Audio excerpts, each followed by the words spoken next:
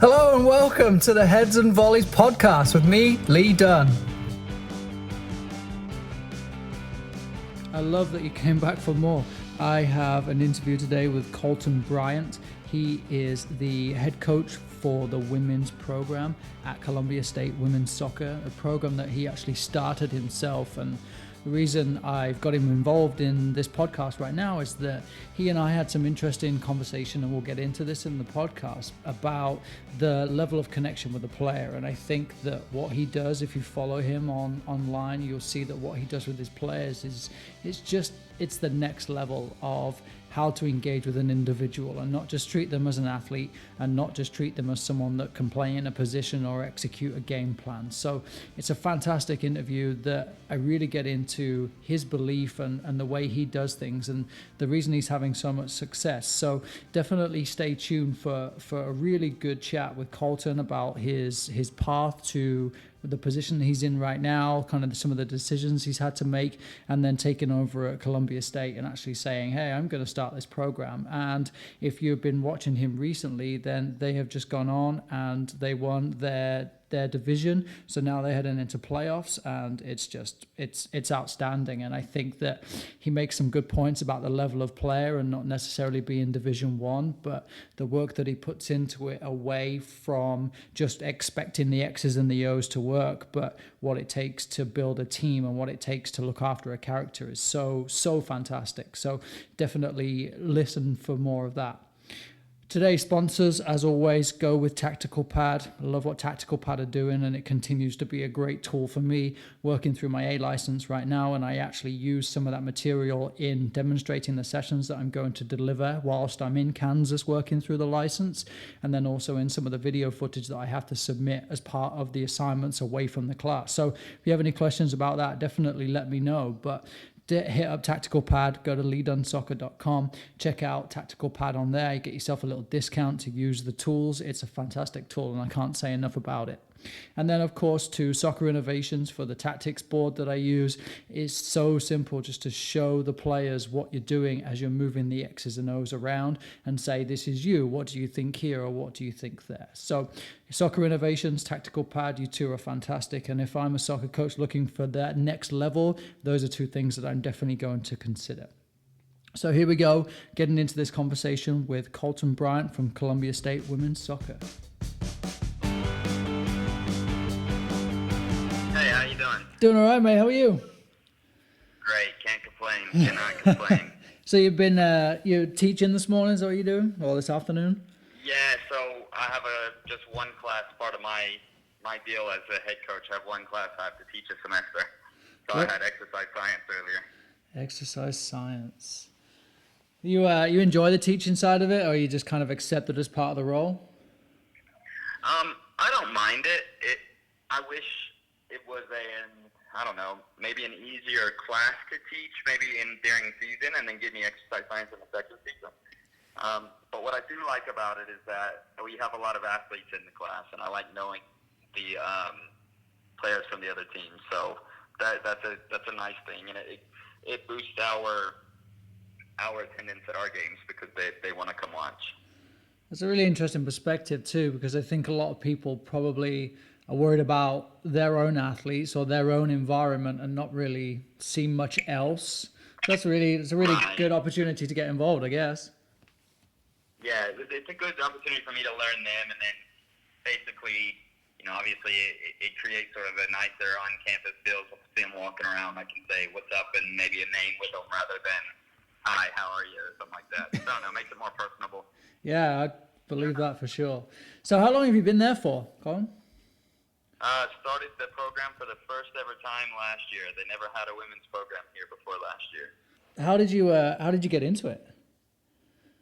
Well, I was living in South Florida at the time, and my mother had gotten a little sick, and I didn't like being so far away, and so there was an opportunity that I ran tournaments all around the country for full time anyway, so I still had employment. I could really live wherever I wanted. Sure. But I was coaching at a DA down in South Florida, and then when Mother got sick, I decided to go ahead and pack up and come back to Tennessee because I wanted to be closer to her. And then I just basically went to the school athletic director and proposed that, you know, offering a program would be good. It would be an idea for this area. Soccer's really, really, really big in this area. And then basically we worked together and put together a minimal budget, a first-year budget, just to see if we could get it going. And it took a long time for the school to,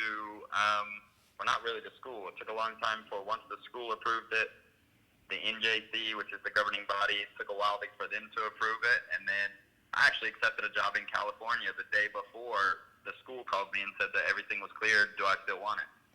And so I had to call back in California and basically say I wasn't coming.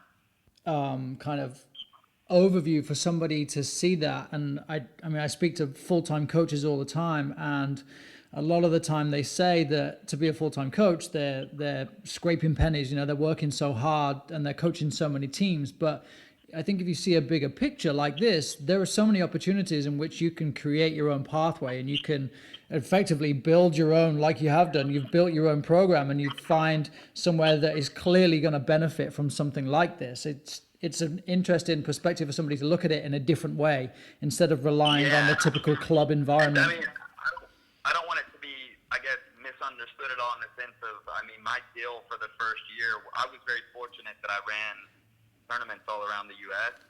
And was a full-time director.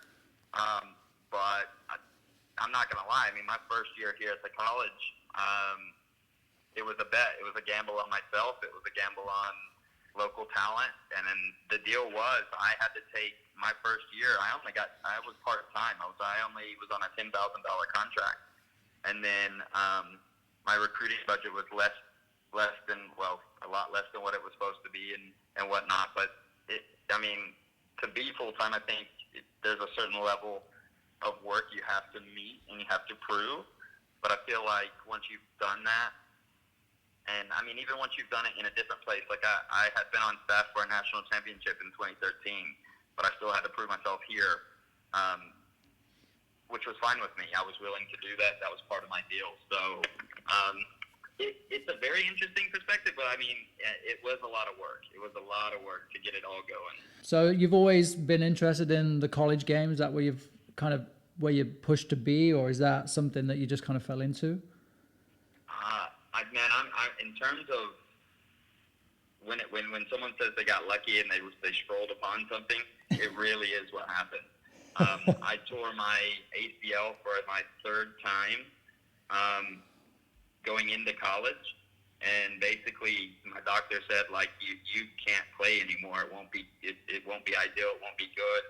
And instead of my coach, I'm very fortunate that I chose a head coach that was very good and understood a lot more than just, you know, winning him games and whatnot.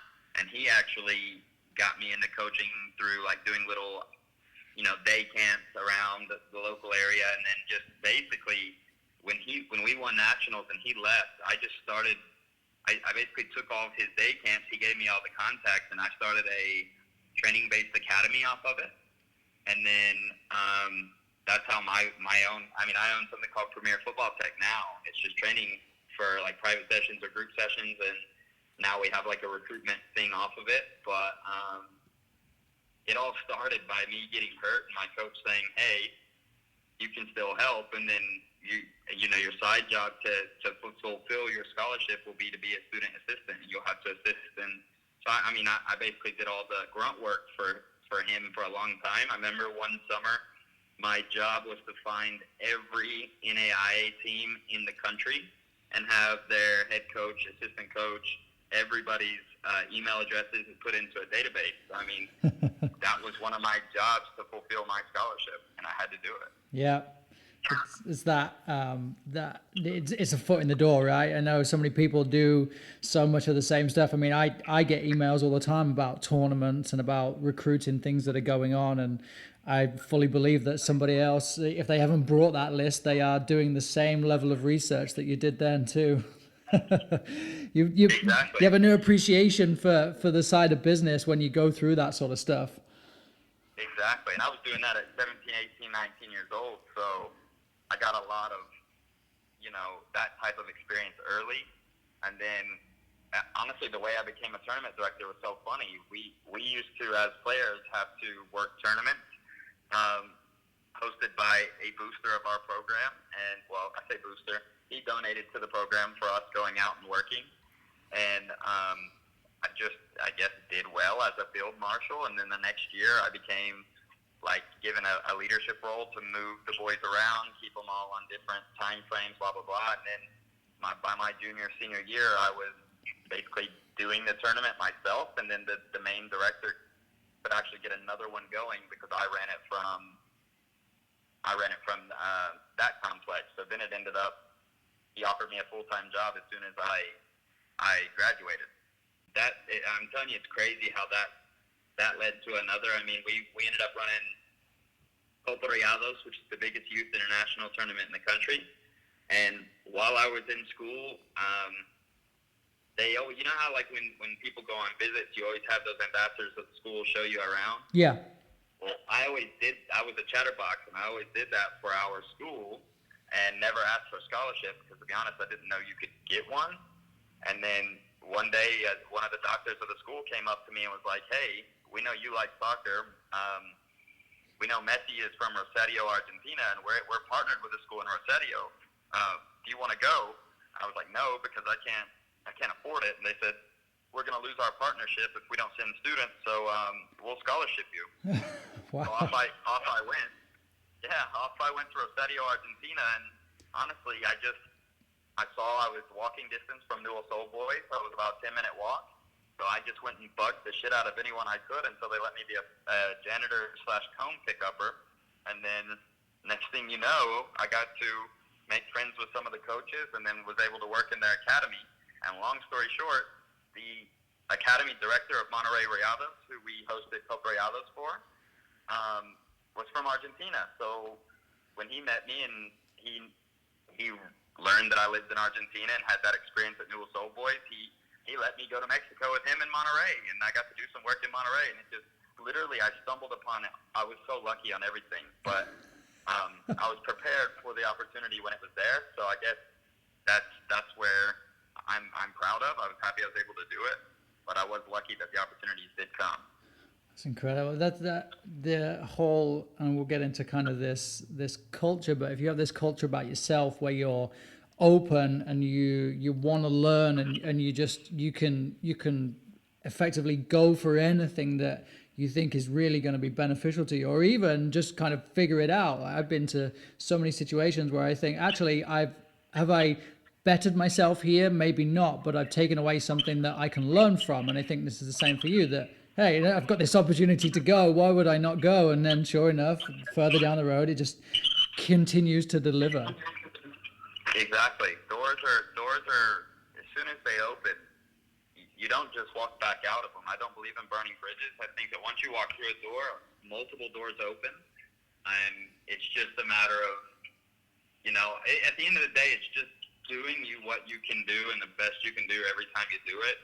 Just roll with it, right? It's I guess that's the great thing about soccer too. It's global, so you can go. I came from the UK, and now here I am living in California, working on the field 4 days a week, and working for a youth soccer league. And it's an incredible world, but it's still the same game, and it will continue to open doors and continue to take me to places that I could never imagine, all because of just rolling with it and loving the game. So then you got your master's in coaching education. I had no intention of starting my master's straight away, but I got a call from a recruiter from Xavier for a master's program, and at first I told her, I was like, no, I'm not going to do it. I can't afford it. And then she just kept bugging me, but I guess it worked. So I just was like, you know what, screw it, I'll do it. So I actually didn't mean to do that either. They just kind of annoyed me, so I did it. People are going to listen to this and be like, man, I got to get some of whatever he's got in his life. No, but honestly, it's when people talk to me, and there's a lot of people that'll talk to me and be like, nah, you got to be BS in this. And that's not the case. It's actually not the case at all. I've just really been fortunate. I really have been blessed with, I guess, just opportunities that just happen to pop up. So we recently kind of went back and forth a little bit on some Twitter. Twitter's kind of the center of the coaching world, it seems. And so there was somebody who had tweeted about this player that was or was not working hard in practice, and what they can do about that. And I'm sure there's multiple opinions on it. And you and I kind of had a difference, and I think that's kind of what led me to engaging in this conversation. And I think I come from this objective position where I really think that there could be measurements, and then you come from a little bit of a different way, which is where you're engaging the player on if they believe they have done the best that they can do. So kind of want to get into this idea, and I think maybe that's where some of your master stuff came from that we got to. But like, where does this idea come from? Kind of this non-objective position, if you like. It's not you saying you didn't make good enough time or good enough passes, but it's kind of onto the player. Yeah, because I guess it started with during my master's. We were challenged with a lot of questions, and all I learned through education, not just my master's, but all education, was we try and objectify too many things. I think that in our own schooling system, standardized tests are I'm one of those students that I literally, if I applied myself at all just to listen in class, I never had to study. But that's a blessing, because there's a lot of kids that listen in class, really, really study, and then they still don't make the grades I would have made. That doesn't make me any smarter or them any more stupid. It just means that we both were given different challenges and have to cope with them differently. So I just feel that objectifying a player's talent is total BS, because nobody will. People can try and train the same. People can grow up the same exact way Messi did, do the exact things he did from day to day basis, and not be as good as Messi, because there's just a certain thing about him that makes him better. Now, there's also a certain level of Messi that if he didn't work to achieve that potential, he wouldn't have achieved it. So then my view on success and my view on development is, if a player can genuinely say they've done their absolute best, whether it's in training, whether it's how they're eating, whether it's outside exercise, honestly, whether it's just total life balance, because there's a lot of athletes that work really, really, really hard, and they don't have that social balance on the outside, and next thing you know is, it's not that they beat themselves up through overthinking and maybe even little hints of depression because they're not reaching the level they want to, rather than the athlete that may not be as working as hard but has the social interaction and the social help on the outside that pushes them each and every day. And as long as they're doing their best to reach their potential, I think that at least puts the ball in their court, and we can objectify by how happy they are. If you don't succeed in terms of a result, but you did your best, then you're never too upset. Like, I've never been upset when my teams have lost, as long as I know we did our best to prepare. Now, it sucks as a coach because we can't always guarantee that our players have done their best on their own part, but we've done our best for them. So as long as I've done my best, I'm not going to take a loss personally. It's just, it's just unfortunate. And I think during my master's, we had to read and dissect a book written by John Wooden, and I think that helped me shape that mentality. I don't think that's necessarily his take on it. I think it's my interpretation and my spin upon what I read of John Wooden. Right. But there were a lot of principles in there that he stuck to that I thought were pretty cool. If they didn't have a haircut and clean shave, they don't get on the bus. So then next thing you know, your leading scorer is told they're not getting on the bus to go to a big away game. How many coaches would do that today? And at the end of the day, are coaches favoring better players over the non-better players? And if you can't hold, it's the little things that if you hold them accountable for, that they're not able to achieve, as simple as, a certain haircut that he knew about way ahead of time, or a certain way to look, which I don't necessarily believe in, but I do believe in I think we gauge it too much upon how others can do, not necessarily how that individual can do. So that makes sense. Yeah, it does, and I agree with you that there can't be this, this standardized measurement, right? So that's kind of where I think maybe I'm looking at it from. So we expect every player to be able to do X, Y, and Z. And that's where I think I kind of struggle with some clubs that will have like a curriculum that by 13, every player will be able to do all of these things. And so maybe you talked about like a kid falling through an agility ladder when you know that last week they were doing the agility ladder and they did it just fine. So from a personal perspective, I know if I go to the gym and I have a hard day, I know that sometimes I can't always lift the same weight or perform the same actions that I did, but inside perhaps I can say, well, I turned up, I gave it my best shot. So then how do you have that conversation with an athlete or with an individual? And I guess it might be two questions in that you see the player is struggling, but you feel like they're trying. And then to the other side of it, which is what the tweet was about, was that they feel like the player wasn't doing what they could do. So how do you have that conversation with a player when perhaps you feel like you know that they're not doing what they could? And that's where I think I needed to be better when replying. I just think that in the character limit, there's not a proper answer to it outside of, I'm going to be honest, outside of, you put it on the notes and everything, like the coach-athlete relationship, like there's a certain level of trust you have to build with a player to be able to go up to him and say, I know that's not your best. There's also a certain level of trust you are building while you're learning that player when you're saying, hey, keep going, keep doing what you're doing. So maybe, like you said, when you go in the gym, you did better last week, but instead of you saying, well, I'm here, I'm trying, that's good enough, well, it's I'm here, I'm trying, what way can I do? And then if you can't do what you did last week, but you do 20 pounds lighter, and that was the max you could do while getting your results, well, then that is good.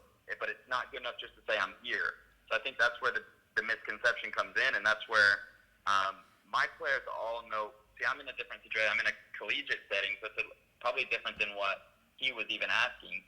But for me, it's a matter of building the relationship with them, and then like breaking that down to that key form. Like I know if a player's not doing what they can do, I can give them scenarios, and if I want, I can go get film and show them what I know they can do. And at the end of the day, it's a trust thing, because most of my players look at me and say, you know what, I know I'm sorry. And I'm like, don't apologize to me, apologize to yourself, because you're trying to get yourself to a level. I didn't talk you into playing soccer. Your parents didn't talk you into it, maybe at a young age, but now you're at the collegiate level. If you're here, you need to be here, like mentally, physically, emotionally. I don't need you. It's not good enough to just show up. I don't care if you're not putting the 30 goals in practice you normally would, but I care that you're getting the 25 that you can. I care that you finish the ones that, if you're in a dip in form, that's fine. A dip in form doesn't give you an excuse to miss a tap in. You make your tap in, and by making those tap ins, you'll find yourself back in form, if that makes sense. Absolutely, yeah, absolutely. It's not always being perfect, it's always trying to be perfect. Yeah. So then what do you, in terms of exploring the idea of building trust with players, and I'm currently going through my A license, and we're doing, the coaching is a portion of it, but there's so much that we're working through away from it. So we're looking at analysis and things like that, but we're also doing a lot of individual development. So working with players and setting in individual development plans and kind of goals, or at least beginning to inquire more about who our players are. And so so that to me is like a huge factor for building trust with a player, because then I can ask them questions about where they maybe want to go when they get to the collegiate level, if they want to play. So my kids are 13, 14. So we're looking at what high school do you want to go to? Where do you want to play soccer? Do you want to go to college? Do you want to go to the pros? And of course, most of them say, yes, they want to be a pro. But part of, I think, building trust with players will be that process of understanding who they are, because then they feel like you would probably understand them, and then they feel more comfortable in talking to you. So do you have like a process that you go through in building trust with players? And I'm sure in the collegiate environment it's a little perhaps easier because you see them more often. Yes and no. I mean, I think there's a certain, it's so hard for me to explain this, because I don't think there's a set tool, you know, like I always start out with hello, and then however the conversation goes, if they're a quieter kid, it's going to be a lot more work. I'm going to have to speak to to them on the side. I'm going to have to make them feel uncomfortable. But as long as they, most of the time, as long as they feel uncomfortable, they just think I'm that crazy older person that just wants to speak to them because I'm supposed to. But at the end of the day, it's about gauging their personality and everything, because I have players that they feel like they're entitled to me speaking to them like that, and then there's times that they look at me funny when I'm harder on them. But at the end of the day, I don't. The reality of my job is at the collegiate level, and it's nice at the collegiate level, but I treat it the same way everywhere. The reality of it is, as a coach, we're supposed to win. That's the reality. But the way I try and go about it is, my win-loss column is not my win-loss column in terms of 1-0, 2-0. All of my players know that, especially my girls, my high school boys, they say the same. But my win-loss column is, do they go that extra mile that day to say happy birthday to me, or am I going to get a wedding invite in the future? That's how I gauge my success. So by doing that, I think you can be on a team that doesn't win and build stronger relationships than anything, because you're building through adversity. I think you can be on a team that wins and be more disconnected than you've ever been with any of your players, because at a certain level of winning comes a certain level of comfort. And I think that for me, every player is differently, and I have to treat it that way. So I can't really answer the question per se outside of I just speak to them and see where it goes. And that's just my sort of way. There's certain standards and relationships that they all have the same. So for example, specifically here with my college girls, is that I'll say hello, I'll be talking to you, I'll text you how you're doing, how's life going, you can talk to me about anything, but I'm not having the, hey, you going anywhere tonight, like going out to a bar conversation. That's not the conversation I'm ever having. It's always, how are things at home, are your parents well with you right now, or is your relationship not well? I'll speak to them about their boyfriends, whatever it may be, but that's sort of just talking about life.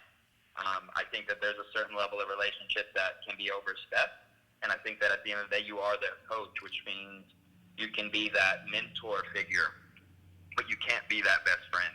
It's probably some of the most rewarding times when a player comes to you and says, Coach, I've got this issue, or Coach, what do you think about this?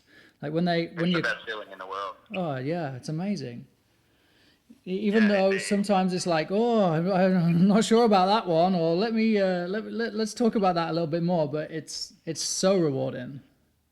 It is, because they're willing to speak to you, and it's about the whole reason I've ever gotten into it. I know a lot of coaches say it, and I know it sounds a cliche, but I'm a walking cliche, so it is what it is. I really did get into it because I wanted to be who I needed when I was younger. Not necessarily when my mom first heard me say that as a coach, she was like, "Did I not do good enough?" I was like, "No, that's not what I'm saying at all. What I'm saying is, my coaching thing is I want that person. There's certain things you just don't go to your mom about, but you could look to an older person and maybe speak to them about and respect them. Everyone has that hero that's outside of immediate family, and I wish I had one. And so my goal is, I would like to. It's hard to do, creating that relationship and also being able to be hard on them, but that's also where I think you find the most success is in that gray area, that uncomfortable area for both of you, in terms of, yes, you're trying to build the relationship, but you've also got to keep them at a level that they can't do whatever they want and get away with it, specifically if it's your best player, which I think is what, for example, I think that's what that question is hinting on, which is why I'm leaning that way. Sure. I think it's the best player that knows that they're the best player, and they don't want to be held accountable at practice because they know they can threaten to quit, and 90% of coaches will beg them to come back. That's not my style. If my best player threatens to quit, I just tell them leave, because if you're threatening me, then there's certain respect that we don't have for each other now, and until we have it, it will never work anyway, so you don't need to be here.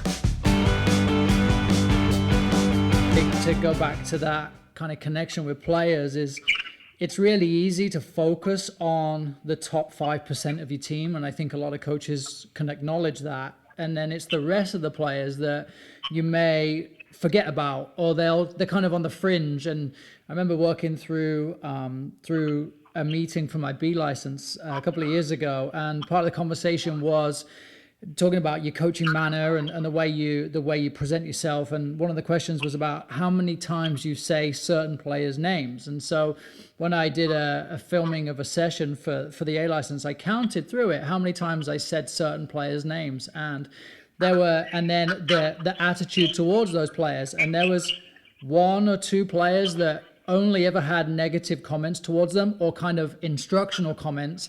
And then there was other players who were the typical stronger players on the team that had those points coming to them that were, great job, or they were more engaging with them. And then I often wondered why certain players I could never really get more than 2 words out of, and then other players that I could connect to and talk to all day long. And that was a really interesting perspective, that you do have a team of however many players, and it's not just the 5% of top players. Yeah, and I don't think I think that's a good activity, but I don't think it's a fair depiction. So that's one practice. Nobody knows what led up to that. So what you'll often find is maybe if you're anything like me, I always make it clear I'm the hardest on my best players. That's the first thing that all my players know, is I'm going to be the hardest on my best one, because I don't want anyone that's giving me less than what they can to say that I go easy on the best one. But with that said, there's let's say you're super, super hard on one, last practice, and you got that in mind, like your best player you were hard on. Well, I bet that next practice you're more positive to them. So that activity itself won't reflect the week or the month or the year of what you've been doing. You see what I mean? It would have to be a consistent, that activity every time, because there's certain ones that you've been nice to that you need to be able to correct, and you just got to know when to do that. And I think that when you objectify it like that activity, it's great for detail, but it doesn't tell the whole story. And I think the only thing that can ever tell the whole story is what's going on in our minds. We as coaches truly have to believe that what we're doing is the right thing. And if we truly believe that, I don't need a rubric or an objectifying thing to critique a player, as long as I have the relationship with the player and they trust that what I'm saying is authentic. You know what I mean? There's just a certain level of, they don't need to see numbers, they need honesty. Completely. I have players here, some girls, I've read them wrong, and sometimes I'm too nice to them, and they're like, Coach, tell me what I need to do better. So one of the games, we had a girl that she thought that she wasn't performing well. I thought she was doing fine, but I realized that she needed to face her fear. So normally whenever they get in that way, I take them off. This specific girl, this game, I just said, look, the more you mess up, the more you fight yourself, the longer I'm keeping you on. You better adapt or it's going to be a long game. And she had the best second half of her life. Which is really interesting, because you're right. Most of the time, players like that just be pulled off the field, and we'll talk about it later on, or I'll show you some film. So then let's, we kind of talked a little bit too about individual goals. So how you think maybe those individual performance goals may be hindering players' decision making. And I think I kind of get you on that point in terms of them suddenly being focused on those specific points. So then kind of how do you approach individuals? Is it just knowing that they are doing their best, knowing that that's your relationship with them, and you understand, like you just said, when they need to be pushed or when they need to be kind of looked after a little bit more? Or do you approach it in a different way? Like I said, it'll always depend on the athlete. Like there's kids that I will tell them that I think that they're doing their best, and I absolutely know that they're not. And the best part is that they know it's not their best. And then what you'll end up finding is they'll be asking questions that they ask or comments that they make can give you a lot of detail as to how authentic they're being in front of you. Yeah, look, I know you're doing your best, but I'm going to have to move you over there because I'm going to be honest with you, you're not beating this player maybe. And he would look at me like he thinks I can't beat this player, and the next thing he would do is go do it. So it's almost like telling them, hey, it's reverse psychology in a sense of, it's how you can get the best out of him, by challenging him, or by not even challenging him, by saying, look, I concede that you're not going to be able to get past him. That pissed him off, and he went and got past him. Well, that happened to be my best player, who was voted #1 ECNL player in the country last year for his age group. Well, at the end of the day, my question to him after the game was, in that moment, I used it that way, but I always use those little side coaching moments. And I grabbed him, and I just said, why did you need me to do that for you to beat him? And he was like, I don't know. It was just getting in my head. And I said, well, what could get in your head more than me saying you can't do it? He goes, well, that pissed me off, so I went and did it. Okay, so just do that every time. You know what I mean? So every player you just handle it with differently. It's all personality types, but where coaches, I think, get it wrong is they don't, and I don't want to say get it wrong because I don't think I'm right necessarily. I think that I like my way, and if it works, great. If it doesn't, I need to adapt. But I feel that if you learn the player, you can spin a web however you need to. You can know they're one way and spin a web a whole different way just to challenge them. You can know they're one way. You can feed into that. It depends on the moment. It has so many variations as to what topic you're on, why you're on that topic, how you've treated them in recent times. And for me, I take all of that into account. But I'm crazy. All my players I will text them if they have questions. I'll sit and talk to them for hours if they have questions, as long as I have the time. I just think that there's just a certain understanding as a person before you can get the player. I don't think it's possible. So then, I guess for my own curiosity, really, in terms of, do you ever write anything down for players? Do you ever present like development plans? Do you ever present like goals or targets or anything like that for them? Development plans, no. I give them like little stupid things, like, I don't want to say stupid, but I'll go up to one of my players, my leading goal scorer, and be like, all right, I'm looking for 10 tomorrow night. Because if I say, hey, I really need you to score tomorrow night, there's a pressure that if they don't score, it's not good enough. If I say, hey, I need 10, it's funny because no one's going to score 10 in a game usually, but they usually are used to getting one, so they think it's funny, but at the same time, I've just challenged them to go get them at least a goal. Sure. So it's it's also saying that to the player that I know is going to take it that way. So in terms of each player, if I see a player that's not confident, and I don't want to give them goals because if they're already not confident, they're going to beat themselves up over the goals. But what I will do is go find clips in when I'm doing my game breakdown, clips of things they did very, very well. And I'll say, hey, this is very, very well. What would you do to add on to it? And then they can visualize and add to it. And then I can say, okay. And I don't believe I do believe in positivity. I don't believe in negativity, but I do believe you can be demanding without demeaning. I do believe you can give constructive feedback or constructive questions. So, for example, I might show them a clip of something they did that was horrendous. And I would just say, obviously this wasn't right. What would you have switched and why? And what they'll end up finding is there's players in that clip that are specifically placed in specific spots that maybe led them to do something. So then maybe it wasn't their fault, maybe it was someone else's. I'm okay with telling them that. I just want to go through all scenarios and give them all ideas of how they could do better. But that's the tactical piece of it. The one thing that we don't have basically a zero tolerance policy on is how you speak to them. So I could tell someone to shut up and I could ask them to please be quiet. They both mean the same thing, but one of them takes it a different way. So how we speak to our teammates in, oh my goodness, what are you doing? Or, hey, good try, you'll do better, is totally different. So in terms of how they perform, that's fixable, but how we speak to people is always the same. We always have to be encouraging, always be positive. We can be constructive, but the players have that same free realm, if that makes sense. I don't know if I'm answering your question completely outside of our model is to always give our best and be the best and encourage to be the best. And what we find is by taking that personal route, that's something that if in a bad, you can be in the worst mood ever. You can fake a smile and you can fake a, hey, do better. You can. But you might not be able to always make that perfect touch every time. But if you can get the personable piece right, the tactical piece will come. It's just how it's delivered. So at the beginning of the season, we had a lot of struggle. Now we're getting through games a lot easier. But we had to learn each other. It had nothing to do with tactical differences, if that makes sense. It does completely. And I think that you pinned a tweet too about kind of this fun environment, even in an elite setting. And you mentioned that enjoyment plus potential equals the developmental environment, and then that developmental environment equals limitless potential. And so my understanding from that and what we've just talked about for the last 40 minutes or so is that you we don't have to necessarily put these things out. Like, I don't need you to score two goals in every game, and that's you being successful this season.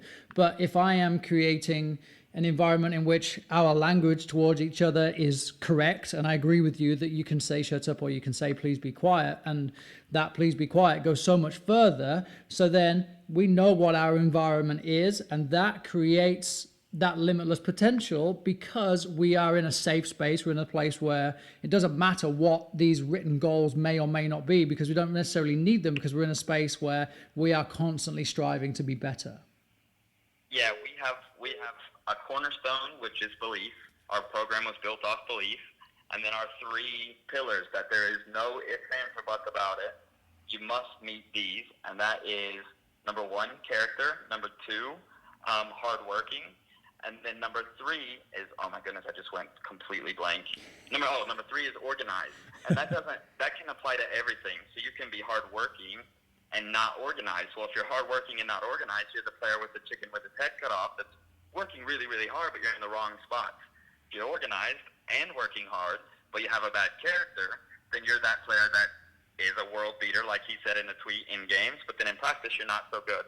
If you're a player with good character and organized, but you don't work hard, well, then you're missing those three things. I think are the things that are what keep everything together. So what we have to always strive to be, no one's always going to be the hardest working player on the field, but they can try. And we can definitely tell when you try and when you don't try. So there's the big difference.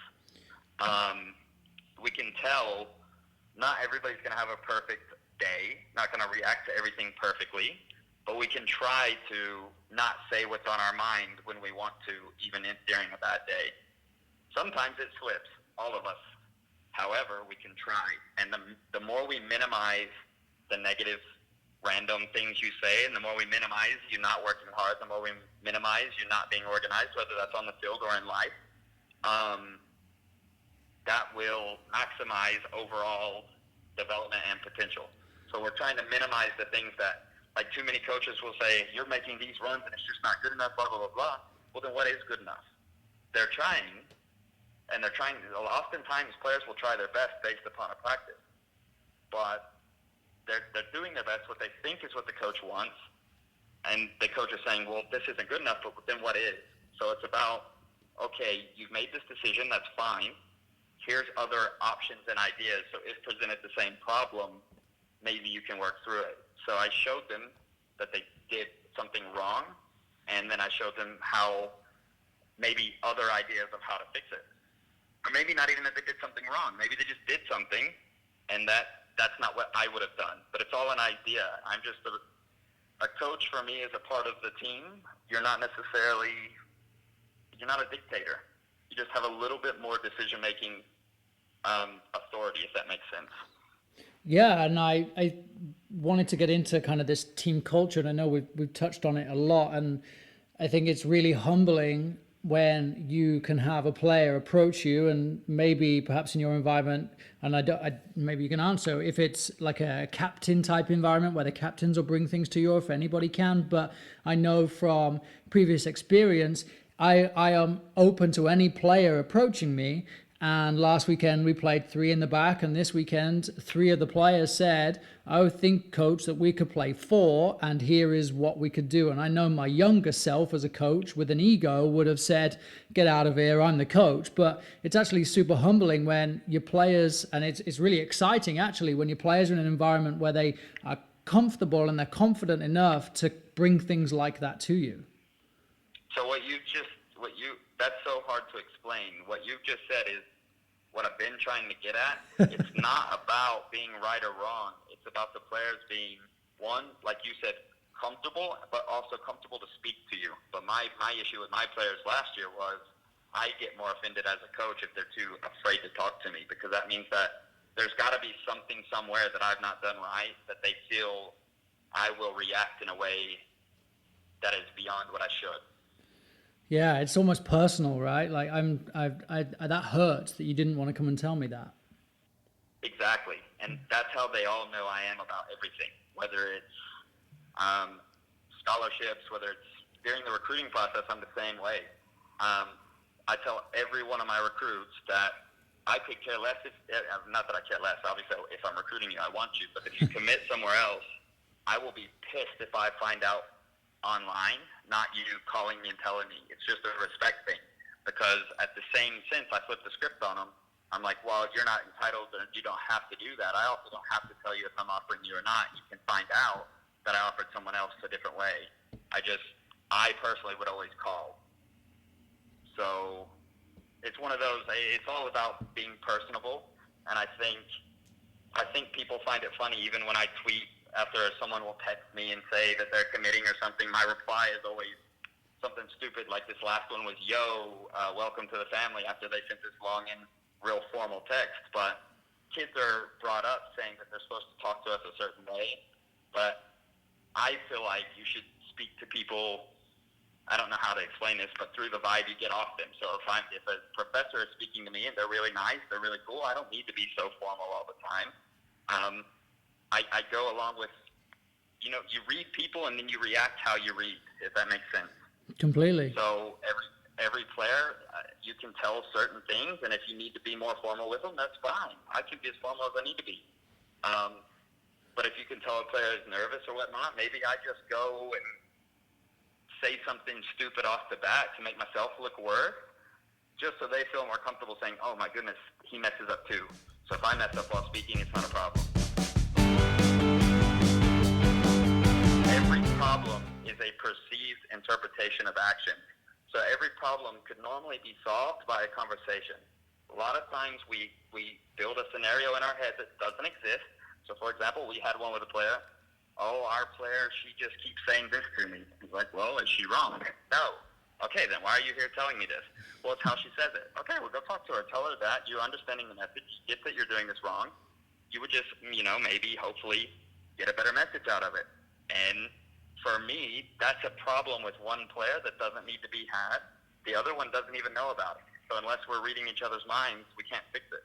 So they have to speak to each other first before coming to me.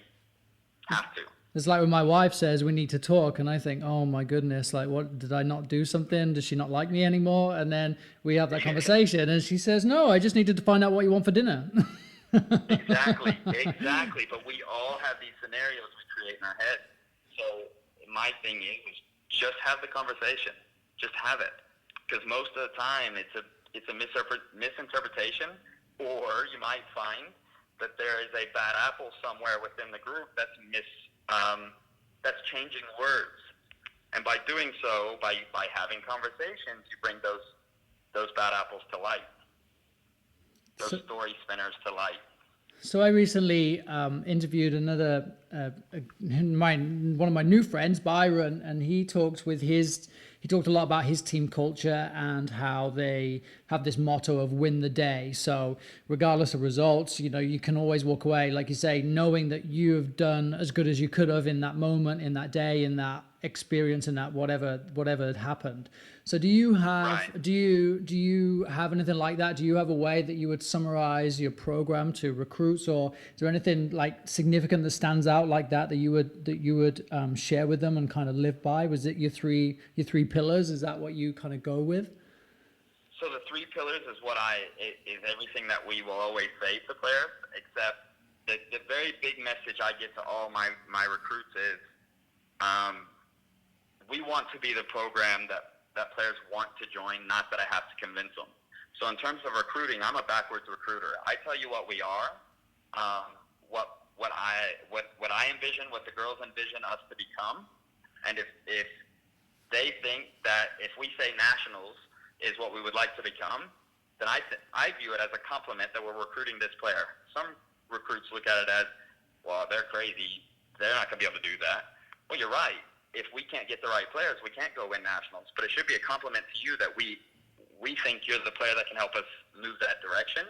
So with that said, it's how they interpret the school recruiting them, but at the same time, how they respect themselves. I think that players oftentimes, when they say it's D1 or bust, I think they're not respecting themselves. I think that they're putting themselves in a bad situation because D1 or bust isn't necessarily the way. I think we're creating something special. You'll see me tweet or say all the time, we're creating something special, but it's not a gimmick. every recruit that comes and visits, I'll say, I've told you a billion times we're creating something special. I hope now you understand. And they say, yes, I have no idea how to explain it, but you're right. Because I think what we're building here is not based upon a model other than people. We're building better people. We're building care for people.